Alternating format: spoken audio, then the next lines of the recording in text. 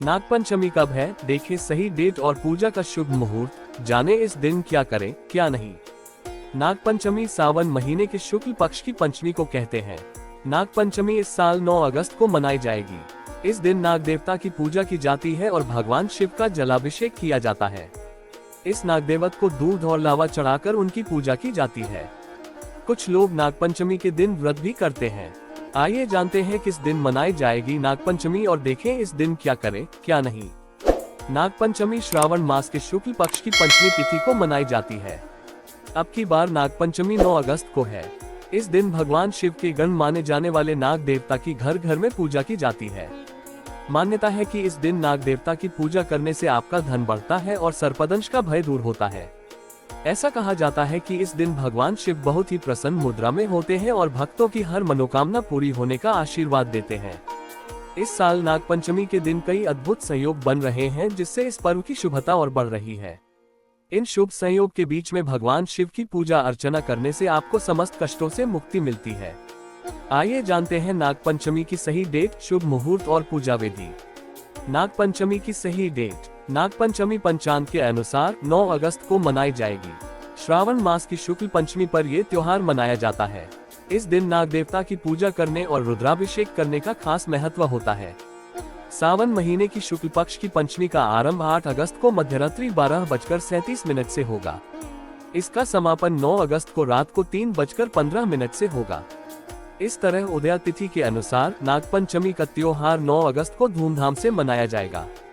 नागपंचमी पर पूजा का शुभ मुहूर्त। नागपंचमी के दिन नाग देवता की पूजा पूरे दिन कभी भी की जा सकती है। पूजा का सबसे शुभ मुहूर्त 9 अगस्त को सुबह 5:47 से 8:27 तक रहेगा। दोपहर में 12:13 से 1 बजे तक का समय भी पूजा के लिए शुभ है। इसके बाद प्रदोष काल में भी पूजा का शुभ मुहूर्त शाम को 6:33 से रात को 8:20 तक रहेगा। नागपंचमी पर बने हैं ये शुभ योग। नागपंचमी के दिन हस्त नक्षत्र के शुभ संयोग में शिव वास योग, साध्य योग और सिद्ध योग का शुभ संयोग बन रहा है। इन शुभ योग में शिव जी की पूजा करने से भोले बाबा शीघ्र ही आपकी प्रार्थना स्वीकार करते हैं और शीघ्र ही आपको पूजा का शुभ फल मिलता है। नागपंचमी पर क्या करें और क्या नहीं। नागपंचमी पर नाग देवता को दूध लावा चढ़ाना शुभ माना जाता है। नाग देवता को दूध पिलाना संभव न हो तो किसी शांत एकांत स्थान पर जाकर कटोरी में दूध और लावा रखाएं। नागपंचमी पर भूलकर भी किसी सांप की हत्या न करें। अगर इस दिन सर्प दिख जाए तो इसे दूर से प्रणाम करके अपना रास्ता बदलकर कहीं और चले जाएं। लेकिन भूलकर भी सांप को परेशान न करें। नागपंचमी के शुभ अवसर घर में या फिर मंदिर में रुद्राभिषेक करना बेहद शुभ माना जाता है। इस दिन भैरव मंदिर में जाकर पूजा अर्चना करें और कच्चा दूध अर्पित करें। इन बातों का रखें ध्यान। नागपंचमी के दिन सुबह जल्दी उठें और स्नान करने के बाद पूजा करें। इस दिन मंदिर में चांदी के नाग और नागिन का दूध से अभिषेक करें और जीवन में सुख शांति की प्राप्ति के लिए कामना करें। मान्यता है कि ऐसा करने से जातक को राहु और केतु से संबंधित दोषों से छुटकारा मिलता है। नाग पंचमी पर चांदी के नाग और नागिन का दान करने से कार्यों में आ रही बाधा दूर होती है और कालसर्प दोष से मुक्ति मिलती है। इसके अलावा साधक को नाग देवता का आशीर्वाद प्राप्त होता है।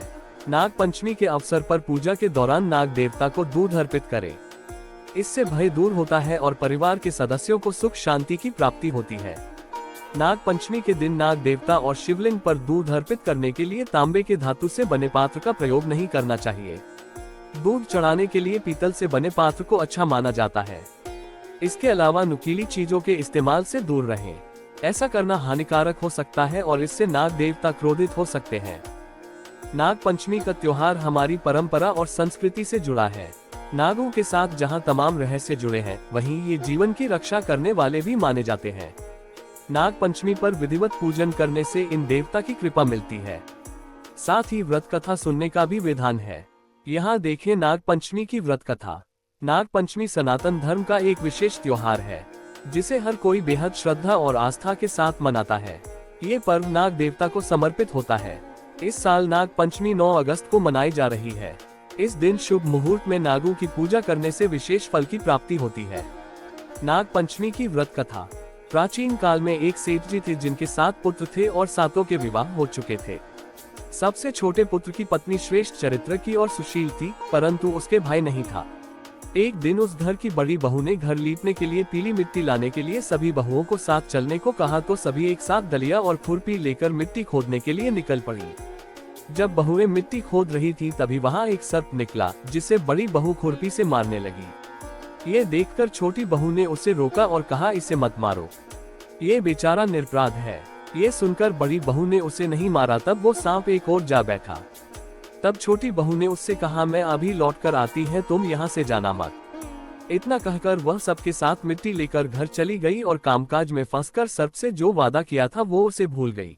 उसे दूसरे दिन वह बात याद आई तो वो सबको साथ लेकर वहां पहुंची। सर्प अभी भी उस स्थान पर बैठा था, जिसे देखकर छोटी बहू बोली, सर्प भैया नमस्कार। सर्प ने कहा, तू भैया कह चुकी है इसलिए तुझे छोड़ देता हूँ, नहीं तो झूठी बात कहने के कारण मैं तुझे अब तक डस लेता। वह बोली, भैया मुझसे भूल हो गई, उसकी क्षमा मांगती हूँ। तब सर्प बोला, अच्छा तू आज से मेरी बहन है और मैं तेरा भाई, तुझे मुझसे जो मांगना हो मांग ले। वह बोली, मेरा कोई भैया नहीं है, अच्छा हुआ तुम मेरे भाई बन गए। कुछ दिन व्यतीत होने पर वह सांप मनुष्य का रूप रखकर उसके घर आया और बोला कि मेरी बहन को भेज दो। सबने कहा, इसका तो कोई भाई नहीं है, फिर तुम कौन हो?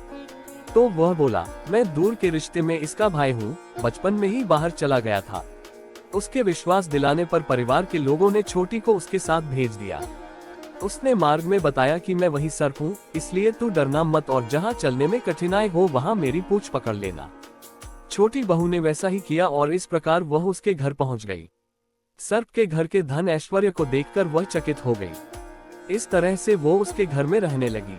एक दिन सर्प की माता ने उससे कहा, मैं एक काम से बाहर जा रही हूँ, तू अपने भाई को ठंडा दूध पिला देना। उसे इस बात का ध्यान नहीं रहा और उसने सांप को गर्म दूध पिला दिया, जिससे उसका मुख जल गया। ये देखकर सर्प की माता को गुस्सा आ गया, परंतु सर्प के समझाने पर वह चुप हो गई। तब सर्प ने कहा कि बहन को अब उसके घर भेजना चाहिए। तब सर्प और उसके पिता ने उससे बहुत सा सोना, चांदी, जवाहरात, वस्त्र, भूषण आदि देकर घर पहुंचा दिया। इतना ढेर सारा धन देखकर बड़ी बहू उसने जलने लगी और कहने लगी कि तेरा भाई तो बड़ा धनवान है, तुझे तो उससे और भी धन लाना चाहिए। सर्प ने जब ये वचन सुना तो उसने सब वस्तुएं सोने की लाकर दे दी। ये देखकर बड़ी बहू ने कहा, इन वस्तुओं को झाड़ने की झाड़ू भी सोने की होनी चाहिए।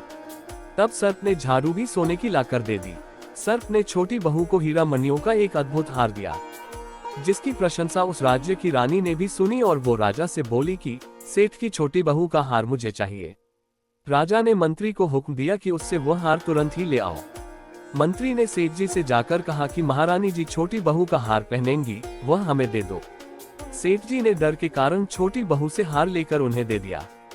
छोटी बहू को ये बात बहुत बुरी लगी। उसने अपने सांप भाई को याद किया और उससे प्रार्थना की, भैया रानी ने हार छीन लिया है, तुम कुछ ऐसा करो कि जैसे ही रानी वो हार पहने वह सर्प बन जाए और जब वह मुझे लौटा दे तब वो हार हीरो और मणियों का हो जाए। सर्प ने ठीक वैसा ही किया।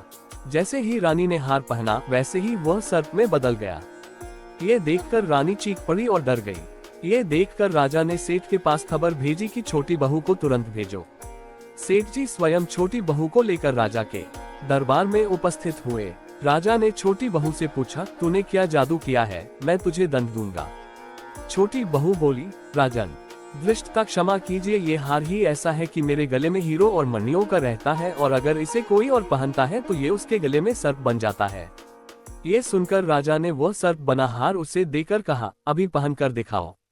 छोटी बहू ने जैसे ही उसे पहना वैसे ही हीरो मणियों का हो गया। ये देखकर राजा ने प्रसन्न होकर उसे बहुत सी मुद्राएं भी पुरस्कार दिया। छोटी वह अपने हार और इन सहित घर लौट आई। उसके धन को देखकर बड़ी बहू ने ईर्ष्या के कारण उसके पति को सिखाया कि छोटी बहू के पास कहीं से धन आया है। ये सुनकर उसके पति ने अपनी पत्नी को बुलाया और कहा कि ठीक ठीक बता, ये धन कहाँ से आया है। तब वह स्त्री फिर से अपने सर्प भाई को याद करने लगी। तब उसी समय सर्प ने प्रकट होकर कहा, यदि मेरी धर्म बहन के आचरण पर किसी ने संदेह प्रकट किया तो मैं उसे खा लूंगा। ये सुनकर छोटी बहू का पति बहुत प्रसन्न हुआ और उसने सर्प देवता का सत्कार किया।